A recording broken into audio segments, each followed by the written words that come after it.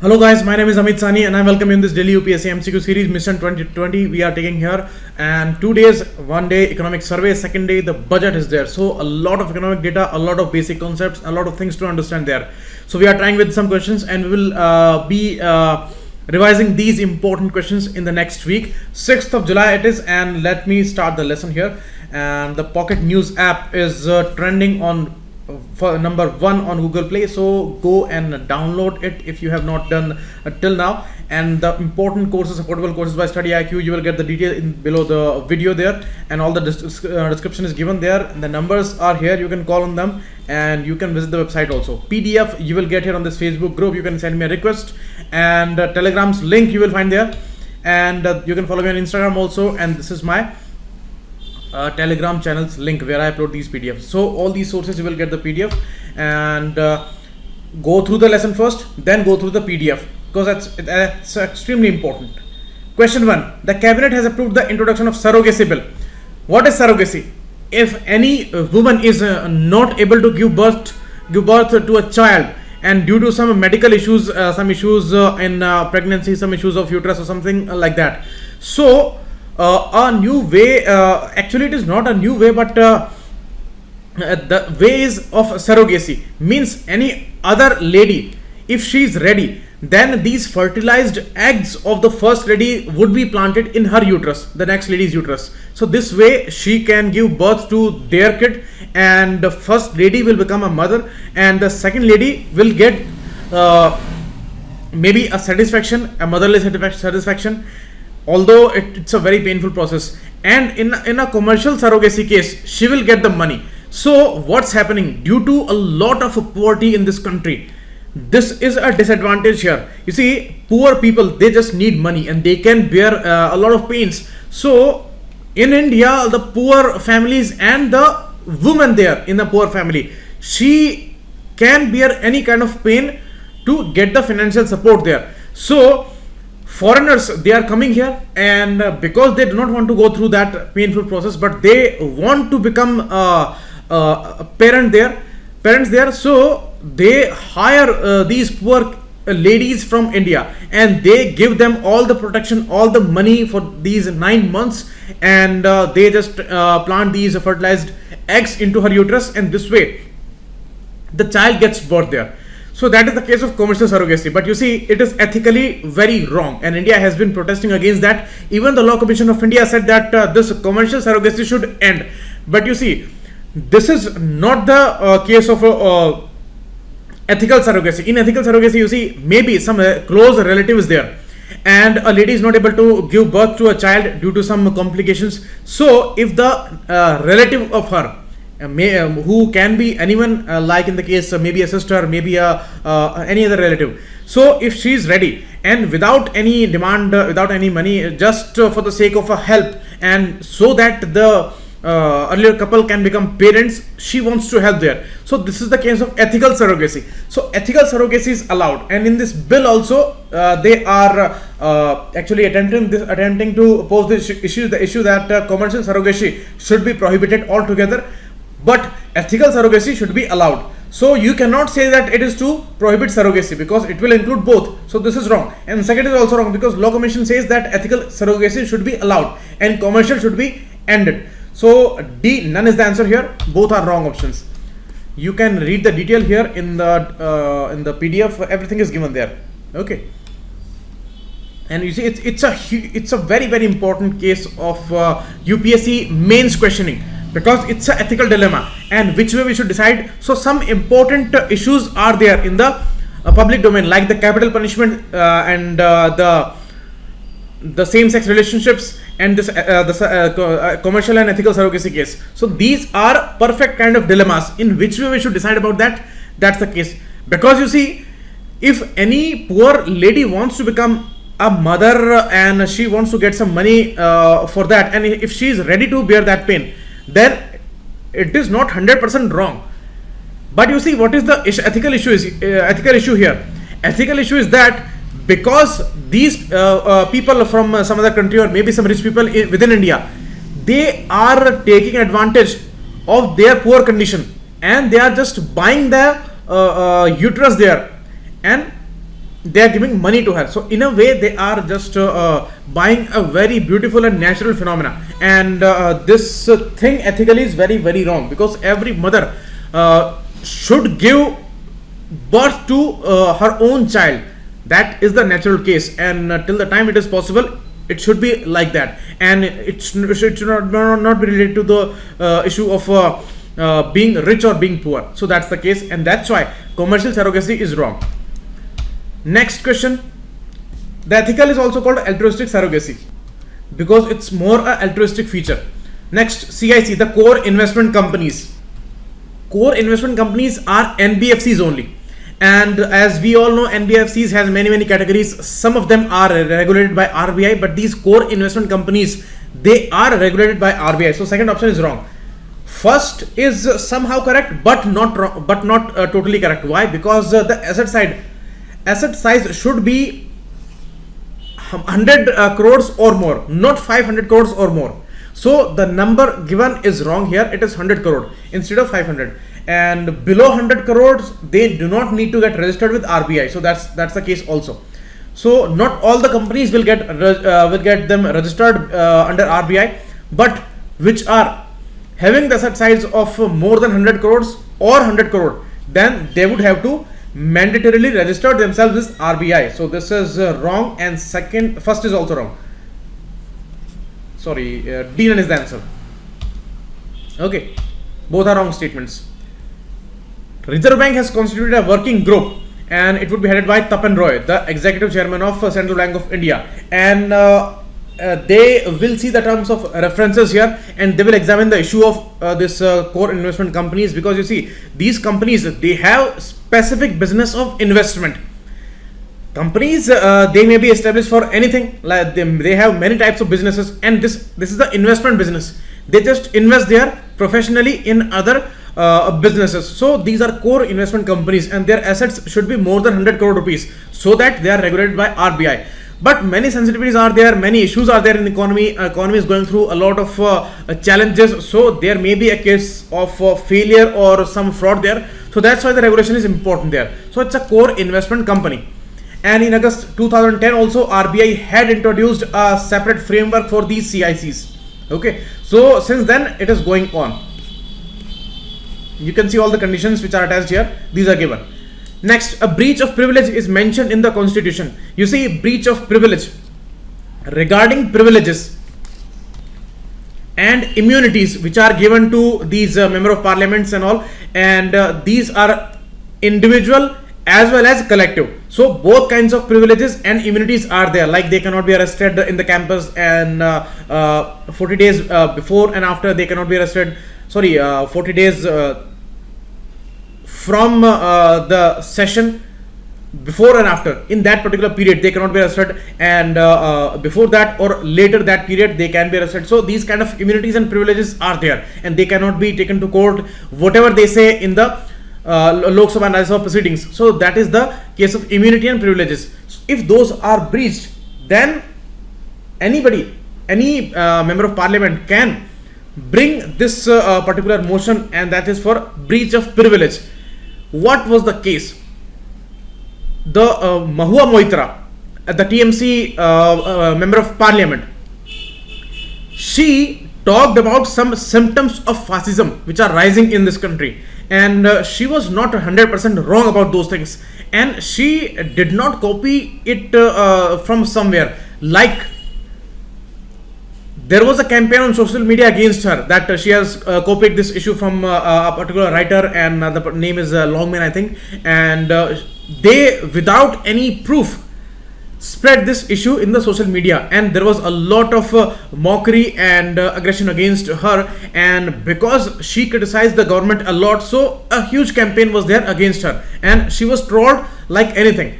So she brought this motion against the G News editor Sudhir Chaudhary, who has been there in Tihar jail for a fraud also, for 100 crore rupees fraud he has done in the past, and what kind of a genuine person he is, we all know about that. So this issue was taken by her, and he was that person who brought this daily news analysis, and he actually alleged her that she has been involved in this case of plagiarism, and she has copied this from Longman's article there. But the person himself, the Longman, who was the writer there, and regarding him the allegations were there.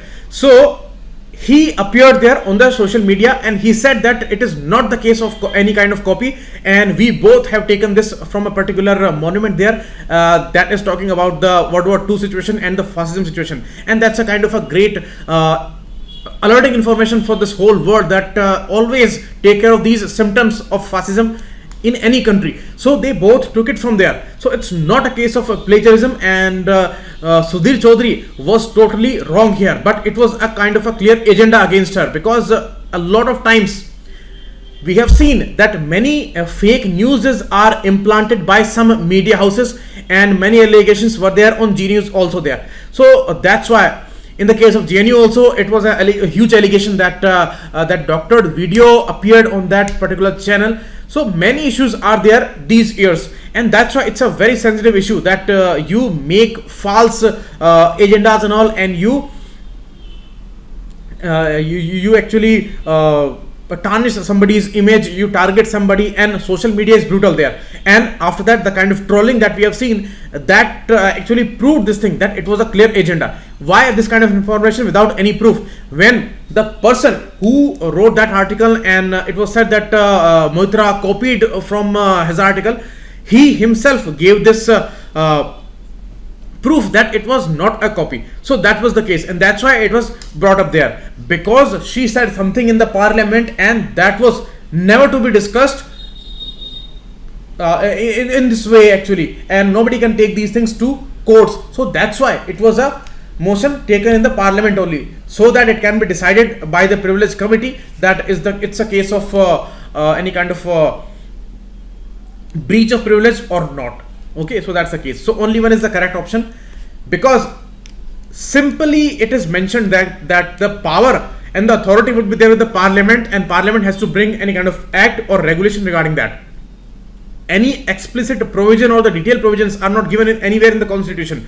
So these are just simply mentioned there. So we cannot say that it is not mentioned. So first is correct, second is wrong, because both Speaker of Lok Sabha and the Chairman of the Rajya Sabha both can decide on the privilege motion, and they would decide that this matter should be referred to privilege committee or not, because privilege committees are made for that.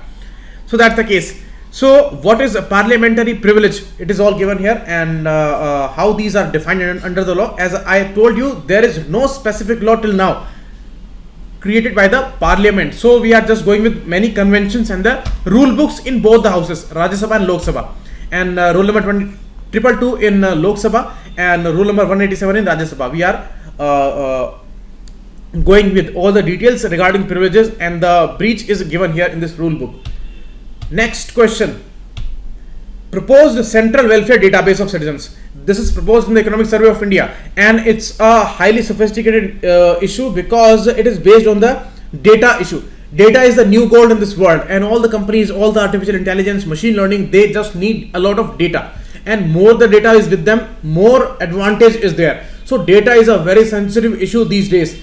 Now India is still not there. Where is a robust law is there regarding the data protection. We are just drafting that, and it is in the process. But before that, they have brought up this particular proposal that central welfare database of citizens should be there, and all the ministries, they have certain datas, and the data would be there regarding taxes, finances, health, age, birth, everything would be there. So in this case, this can be a very sensitive thing. Why? Because private sector on a limited scale, and after submitting a particular fee, can access this data. So the details are not out yet, but they say that private sector would be allowed here. So it is not kept out, and it's a problematic thing, because maximum number of times private sector misuses the personal data there, and it is having all the data regarding their health, regarding their particular finances, taxes, everything. So that can be a very problematic thing.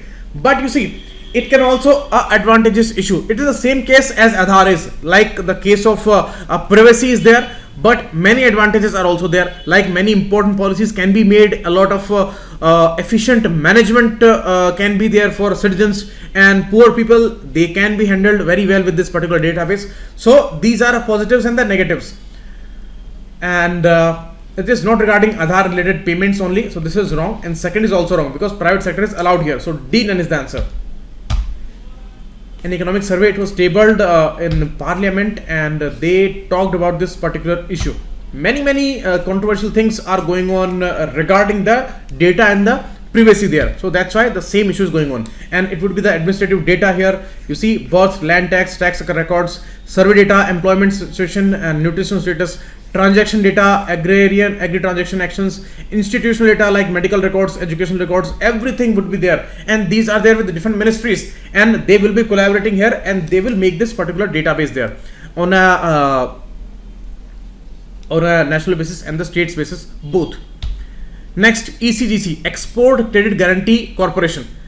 This is a premier export credit agency of the government of India. That is correct. It's a state-owned agency, and it is giving credit to these exporters. So export is actually supported here. So it's a specific body created in 1957, and it functions under the administrative control of Ministry of Commerce actually, because it is the case of exports.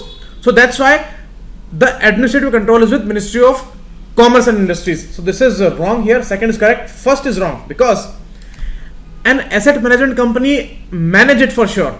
These are the professional people, and they manage their assets. But you see, the representatives are there from the government side also, from the RBI side also, and from these export companies also. So it is not the representatives of the industry only. That is wrong. 2 only is the correct option. B is the right answer here. Ministry of Commerce and all these things. Headquarters there in Mumbai. Asset management company comprising representatives of government, Reserve Bank of India, banking, insurance and export community. So that's the case. Next, a turnover ratio. This was mentioned there by World Bank, and it said that India's turnover ratio is declining. It used to be there at 101, and now it is around 58. So you see, what is this turnover ratio? It actually tells about the efficiency in the economy, and it tells about a particular company also. It may be applicable there, like regarding a company's efficiency and how it can replace the assets and how it can get the output there. So in the case of assets and in the case of liabilities, both things are there with companies. So in both these cases, turnover ratio is calculated, and a high asset turnover ratio is considered good. So this is wrong. A high asset turnover ratio is considered good, and a low liability turnover ratio is considered good. Okay, so the liability should be low and assets turnover ratio should be high. So this is wrong, and this is correct because a company replaces in relation to its sales regarding assets or the liabilities. Because assets, like in the bank, you see loans that they give to people, they earn interest on that, so that's an asset. And for any company like a production company, any machinery is there, that is the asset, because from that they make the production possible, and out of that production they earn. So these are the assets, the infrastructure and the machinery, it's a asset. Liability for a bank, like we deposit FDs, so FDs, banks need to repay them to the people with interest. So these are the liabilities. So it is the case of assets and the liabilities. And how a company replaces these assets and their liabilities in an output form, in its sales form. So that is the case of turnover ratio, and that has declined for this country, and that's why it's important. Only one is the answer here. Second is wrong, because high asset turnover ratio is considered good since it implies that receivables are collected quickly and fixed assets are heavily utilized. That it tells about. This is given here, and these are the cases of high asset turnover ratio and a low liability turnover ratio. This can be asked. Next question, a very important one. A particular phrase that is used in economic survey with much focus, that is virtuous cycle. Virtuous means a fortunate one, a cycle. Cycles are there in the economy. Business cycle is there. We all know about that. That it goes into a cycle, and it's a cyclical form that the phases they will move. In the economic survey, what it implies, it says that savings should be there. More the savings would be there, more investment would be possible, because right now India's savings, they are on a lower side, like they have a particular percentage of 30% of the GDP, and they should be more than 40% ideally. So more the savings, more the investment, more the investment, more the exports would be supported, because more investment means a nice production and cheap production, and when the export is catalyzed, then more earning means more savings. Okay, so that's the case. More savings means more investment means more export. So this is the virtuous cycle that we need today, and we have set a target of $5 trillion economy. So that goal would be only possible when this virtuous cycle will run in the economy. So that's the case, and right now all these things are under a lot of stress. Very huge trouble is there. So C is the answer here. These are the key ingredients of self-sustaining virtuous cycle. Okay. Next, grandfather clause. You see, in the MSME sector, they are hoping for a revival there, and they have given some tax rebates also there, and some interest subvention scheme is also there. So grandfather clause and the sunset clause, these two clauses are discussed in the economic survey. So they may ask you about these terms. What are these?